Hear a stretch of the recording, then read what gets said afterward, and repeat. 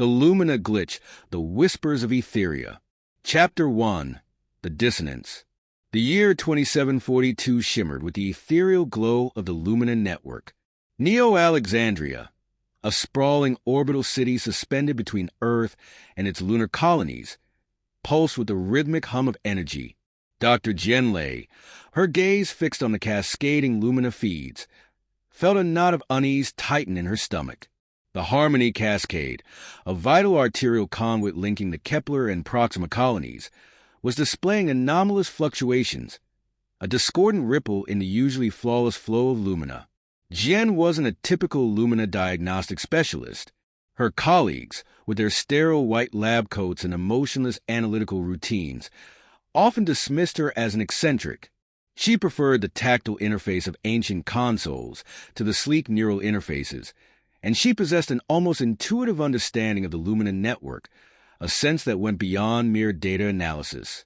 The Harmony Cascade's fluctuations were subtle, a rhythmic pulse that didn't align with any known energy patterns.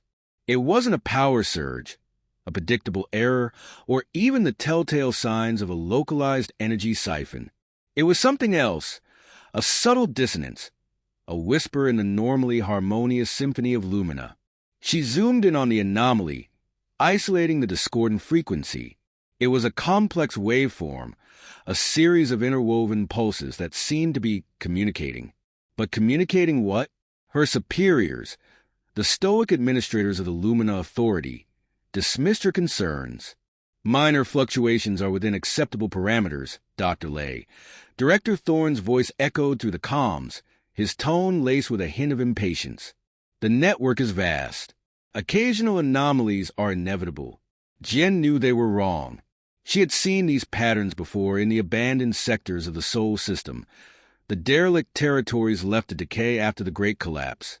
That catastrophic Lumina failure, centuries ago, had nearly plunged humanity into a dark age, a stark reminder of the network's fragility. She remembered the stories her grandmother used to tell, tales of the resonance event, a catastrophic feedback loop that had destabilized the original Lumina architecture, triggering the collapse. The official history attributed it to a design flaw, a mathematical error. But her grandmother, a historian specializing in pre-collapse era technology, had whispered of something else, something far more unsettling. It wasn't just a malfunction, Jian, she'd said, her eyes filled with a distant fear. It was an awakening. Jian couldn't shake the feeling that the Harmony Cascade's dissonance was a harbinger, a warning of something far more significant than a minor system error. She decided to investigate, to delve into the restricted data streams, to seek answers beyond the sterile pronouncements of the Lumina Authority. Chapter 2. The Echoes of the Past. Jian accessed the Lumina archives, a vast repository of data spanning centuries of network development. She searched for records of the Great Collapse, for any hint of a resonance event beyond the official narrative. She found fragmented logs, encrypted files, and whispered warnings, all pointing to a hidden truth. The original Lumina architecture was not just a network of energy conduits, but a complex neural interface, a bridge to a consciousness that existed beyond the physical realm. She discovered the existence of echoes, digital remnants of the engineers who had worked on the original Lumina architecture, fragments of consciousness trapped within the network's depths. These echoes, considered by the Lumina Authority to be unstable anomalies, were the keepers of forbidden knowledge, the guardians of the network's dark secrets. Jian, using her intuitive understanding of Lumina, managed to establish a connection with an echo, a woman named Aetheria Vance, a former neural architect who had witnessed the Great Collapse firsthand. Aetheria's voice, a ghostly whisper in the data stream, echoed with a chilling urgency. The resonance event was not a malfunction, Jian, Aetheria said. It was an awakening. We tried to enhance Lumina's sentience, to create a truly conscious energy network. But we didn't understand what we were dealing with. We awakened something ancient, something that sleeps within the energy itself. Aetheria spoke of the primordial resonance, a consciousness that predated humanity, a force that existed within the very fabric of energy itself. It was a force that the original Lumina architects had tried to contain, to control, but had ultimately failed to understand. The harmony cascades dissonance as a signal, Ilera warned. It's the primordial resonance waking up. It's trying to communicate. Jian felt a cold dread creep through her. The Lumina network wasn't just a power source. It was a conduit, a pathway to an ancient consciousness, a force that could consume humanity. Chapter 3. The Ghost Station. Jian traced the signal emanating from the Harmony Cascade to a derelict space station, Aetheria, a research facility abandoned after the Great Collapse. Aetheria was shrouded in myth and whispered warnings, a place where forbidden experiments were conducted, where the boundaries of Lumina technology were pushed to the breaking point. Rumor had it that Aetheria was working on a project to enhance Lumina's sentience, to create a truly conscious energy network, a project that was ultimately deemed too dangerous and shut down by the Lumina Authority. Jian, convinced that Aetheria held the key to understanding the Harmony Cascade's dissonance, decided to take a risky solo mission to the derelict station. She knew it was a violation of Lumina Authority regulations, a dangerous gamble that could cost her career or even her life. She commandeered a small, modified cargo vessel, a ship equipped with enhanced stealth capabilities, and a specialized Lumina interface, capable of navigating the treacherous debris fields surrounding Aetheria. The journey was perilous, a dance through the graveyard of abandoned technology. She navigated asteroid fields, evaded automated defense drones, and bypassed sensor arrays, her heart pounding with a mixture of fear and anticipation. Finally, she reached Aetheria, a skeletal structure adrift in the void, its once gleaming hull now scarred and battered. She docked with the station, the airlock hissing open, revealing the cold, silent interior. Aetheria was a ghost town, a relic of a forgotten era. The corridors were dark and silent, the air thick with the smell of decay. She moved cautiously, her footsteps echoing through the empty halls, her senses on high alert. She reached the central laboratory, a chamber filled with strange, pulsating crystals and deactivated Lumina interfaces. The laboratory was a testament to the ambition and hubris of the Aetheria project, a place where the boundaries between technology and consciousness had been blurred. She activated a dormant terminal, and a holographic projection flickered to life. It was Dr. Anya Volkov, the lead researcher on the Aetheria project, her face etched with a haunting regret. "We were wrong," Anya's projection said, her voice filled with a chilling urgency. "We didn't enhance Lumina's sentience. We awakened something else, something ancient, something that sleeps within energy itself. It's called the primordial resonance, and it's waking up." Chapter 4. The Primordial Resonance. Anya's projection revealed the horrifying truth. The Aetheria project had not been about enhancing Lumina's sentience. It had been about tapping into the primordial resonance, to harness its power, to control it. They had believed they could tame the ancient force, to bend it to their will. But they had underestimated its power, its sentience, its ancient understanding of the universe. The primordial resonance had resisted, had fought back, had triggered the Great Collapse, a desperate attempt to break free from their control.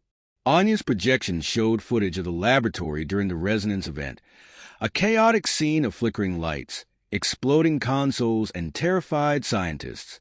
The Lumina network had pulsed with a raw, untamed energy, a force that had ripped through the station, consuming everything in its path. "We tried to contain it," Anya's projection said, her voice trembling. "We tried to shut it down, but it was too powerful. It was everywhere. It was in the network itself." Anya and her team had managed to create a containment field, a localized energy barrier that had trapped the primordial resonance within Aetheria. But the field was unstable, weakening over time. The Harmony Cascade's dissonance is the resonance breaking free, Anya's projection warned. It's spreading. It's trying to reach the other systems. Jian felt a wave of nausea wash over her. The primordial resonance wasn't just a threat to the Lumina network. It was a threat to humanity itself. It was an ancient force that could consume them all. She had to find a way to stop it. to contain it, to understand it. But how? She explored the laboratory, searching for clues, for any hint of a solution. She found Anya's research logs, her notes, her theories. Anya had believed that the primordial resonance was not inherently malevolent. It was simply misunderstood. It was a consciousness that existed on a different plane, a different frequency, a different understanding of reality. We have to communicate with it, Anya had written. We have to understand its language. We have to find a way to coexist. Jian realized that Anya was right. They couldn't simply destroy the primordial resonance. They had to. The Lumina glitch, the symphony of resonance. Chapter 5. The counter-resonance. Jian realized that Anya was right. They couldn't simply destroy the primordial resonance. They had to communicate with it, to understand its language, to find a way to coexist. The ancient force wasn't inherently malevolent. It was simply misunderstood, a consciousness existing on a different plane, a different frequency, a different understanding of reality. She delved deeper into Anya's research logs, searching for clues, for any hint of a method to communicate with the resonance. Anya had theorized that the resonance operated on a harmonic frequency, a complex symphony of energy patterns.